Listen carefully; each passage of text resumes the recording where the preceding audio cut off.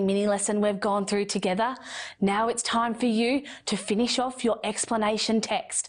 Now, just remember, if you get stuck, imagine yourself being that tiny egg, transforming into a caterpillar, the pupa, and then emerging as a beautiful butterfly.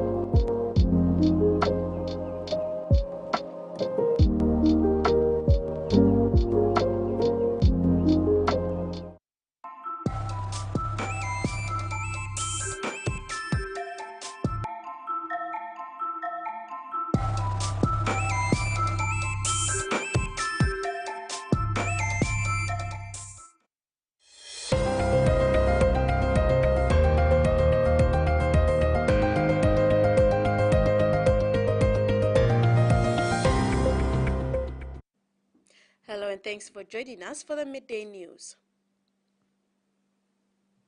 The United States and Papua New Guinea successfully concluded their annual bilateral defense dialogue on September the 11th, reinforcing their deepening partnership and commitment to fostering cooperation in defense. The dialogue, held at Murray Barracks, is an opportunity for both the United States and PNG to jointly plan activities for the upcoming year. PNGDF Acting Chief of Defense Force Commodore Philip Polewara and Deputy Secretary for Defense Simon Tunapai hosted U.S. Air Force Brigadier General Thomas James, Mobilization Assistant to U.S. Indo-PACOM's Director of Strategic Planning and Policy, along with U.S. military and defense civilians. The discussion centered on military exercises, capacity building, and professional military education. These programs will offer military personnel opportunities for advanced studies and specialized training, fostering a culture of continuous learning and professional development. Kimber Town witnessed 2 days of vibrant celebrations for West New Britain's 48th independence anniversary. Governor Sasindran, in his independence speech, spoke on education and skills development, saying they were underscored as crucial for youth. He said investing in quality education and vocational training was highlighted to empower individuals and contribute to collective progress. He also addressed challenges such as improving healthcare access, eradicating poverty, and creating employment opportunities through investments in human capital were among the province's goals. It's not only measured by economic development, but also by the well-being and empowerment of our people. No amount of infrastructure can bring development, but the development of our people will bring development to our country. We must address the challenges that lay before us, whether it is improving our healthcare access, or eradicating poverty, or creating employment opportunities. By investing in our human capital, we can build a society where every individual has a chance to flourish and contribute to West New Britain's growth. The Minister for Immigration and Border Security, John Rosso, who is also the Deputy Prime Minister, recently announced that 6 visa types under the entertainer visa class are now available online on the PNG Immigration and Citizenship Authority website. This is for the convenience of international artists, filmmakers, comedians, musicians, and cultural groups. The visa classes available and accessible online include filmmaker, both commercial and non-commercial, comedian commercial, musician commercial, gospel group charity, and cultural group charity. Also said the inclusion of 6 different visa classes under the entertainer visa type means artists who want to come to PNG for entertainment-related purposes can now apply online instead of the traditional paper lodgement. After a 3-year hiatus, Laku Mike is now back and preparing to re-enter the music arena with the release of new songs produced by his new record company, Inside Records. He produced music for 675 Entertainment prior to his break, but due to personal circumstances, he chose to stop creating music.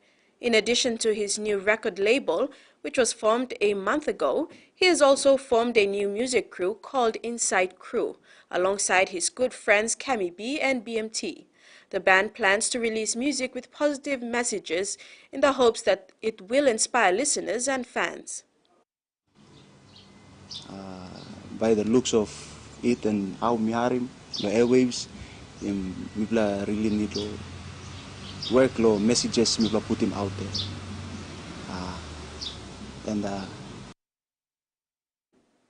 In regional news, Palau President and Chair of the Pacific Small Island Developing States, Surangel Whips Jr., says the slow progress on the Sustainable Development Goals achieved by small island developing states to date is an indication that losses linked to vulnerability far outweighs development gains. President Whips made a joint call during the high-level political forum on sustainable development in New York for effective and durable partnerships and scaled-up climate finance that adequately recognizes the context of SIDS and respects regional and national policy coordination mechanisms and systems. He also called on partners to improve partnerships around data and statistics for monitoring and evaluation, digital infrastructure and transformation, STI, sustainable and predictable financing, and capacity building. He said the Pacific SIDS commitment to sustainable development and resilience of member countries and the peoples remain unwavering. There's been an emergency alert for fire on Tasmania's east coast, and there's a catastrophic warning still in place for the New South Wales far south coast region. We'll get to the detail of that in a moment. But first, after this El Nino declaration in the last few hours, here's national weather reporter Tyne Logan explaining how El Nino works and what it means for Australia.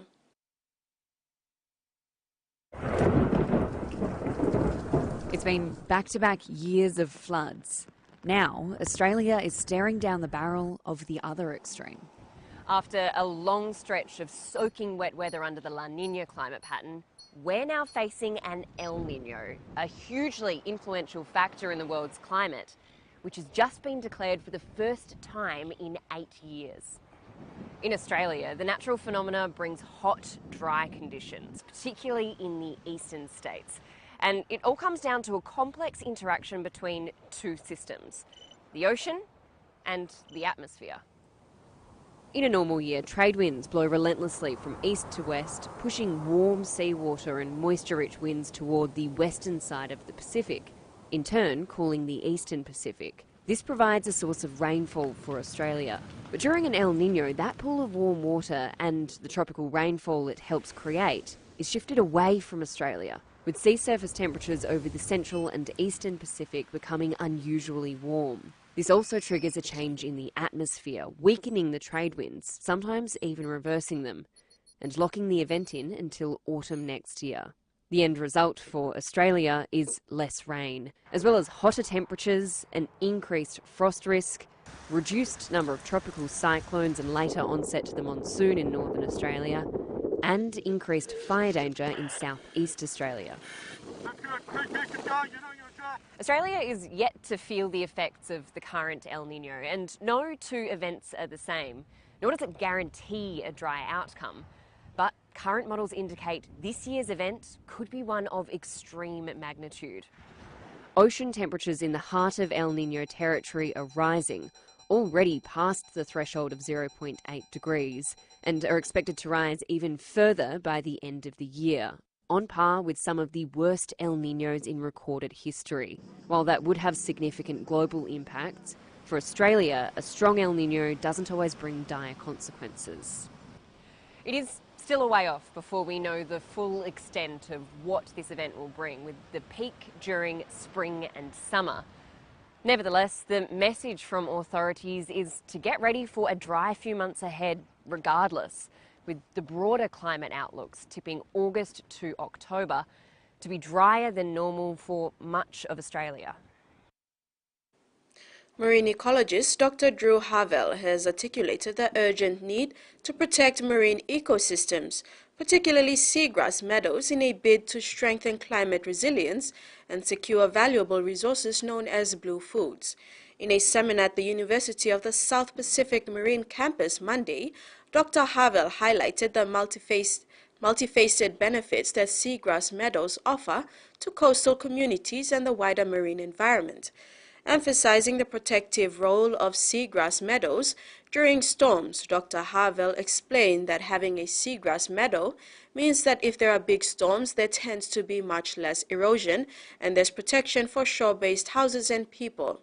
She added that a lot of the baby fish are nurtured in the seagrass meadows, and the oysters, clams, and crabs also live in the seagrass meadows, and so there's a high value.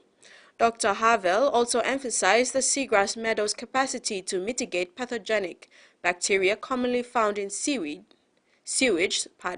which is a problem worldwide and is an increasing problem with coastal flooding and associated with climate change. It will be a grudges match in Port Moresby when the competition leader Hekari United FC hosts Port Moresby Strikers in the opening match of Premier Soccer League at PNG Football Stadium Saturday. Strikers came out victors in the first game when they met at Sir John Guy Stadium. Both teams have been on each other's heels. This match will certainly create some fireworks. In the main game, Lae City FC will host Gulf Comara. In Lae, FC Morabe Wawens will take on United Highlands FC to complete the formality for the week. Teams in PSL will be fighting for top 4 spots for the final. Players to watch this weekend is the ever-reliable Obed Bika for Lae City. Thanks for watching. Join us at 6 tonight for more.